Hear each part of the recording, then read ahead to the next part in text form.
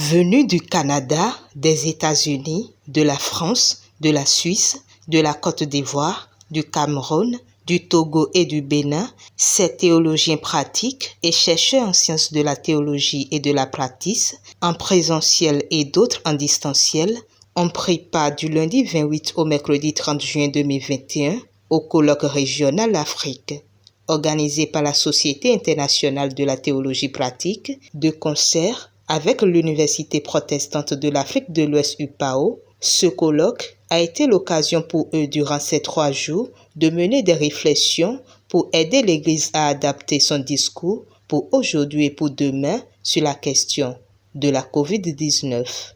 Ce colloque est donc un appel, une invitation à continuer les réflexions dans une dynamique de formation à la fois du peuple de Dieu,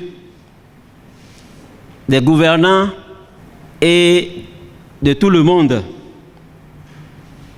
Il y a donc nécessité d'une pastorale de riposte et d'une catéchèse d'anticipation. Mais une chose est de finir le colloque, mais une autre est de traduire les résultats dans les faits et gestes quotidiens. Nous souhaitons donc que les communicateurs nous fassent parvenir très rapidement leur texte à bonne date pour nous permettre de les retravailler au niveau du comité scientifique en vue de la parution des actes de ce colloque. C'est en espérant que nous aurons bientôt dans nos mains des documents de qualité pour rendre compte des efforts qui ont été faits. C'est en vous remettant à Dieu pour que vous rentriez chez vous et disiez l'Afrique aussi a son mot à dire dans les efforts de réflexion de part et d'autre. C'est en espérant que vous surviviez tous à cette pandémie et aux autres que je vous confie à la grâce de Dieu et je vous dis au revoir et bon retour chez vous. Ayant participé au colloque en distanciel, le président du conseil d'administration de la Société internationale de la théologie pratique revient sur les défis à relever au terme de ce colloque. Le colloque a même terminé de nombreux défis, c'est-à-dire que déjà, le premier défi, c'est la publication des actes de cette rencontre scientifique. Publier des actes qui sont d'une bonne qualité scientifique, mais aussi des actes dont l'implémentation sur le terrain des églises sera pertinente. La théologie pratique est une discipline qui est certes, je ne parle de discipline théologique, mais elle se veut être le service réflexif. Nous avons donc de proposer aux églises, aux leaders chrétiens, une réflexion scientifique localement située et bibliquement ancrée pour permettre de prendre des mesures qui nous aideront à continuer de faire l'Église tout en évoluant avec notre temps.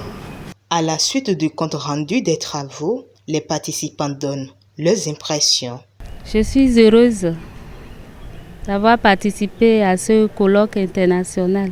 Les communicateurs ont développé divers thèmes qui nous permettent de comprendre que nous avons l'obligation de respecter les gestes barrières et de faire de notre possible pour que bientôt cette crise soit conjuguée au passé.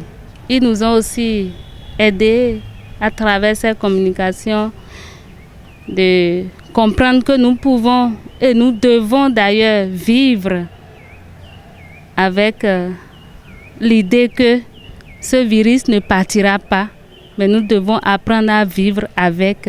Je suis très heureux et je me disais que si je n'avais pas participé à ce colloque, je sentirais quelque chose de manque en moi.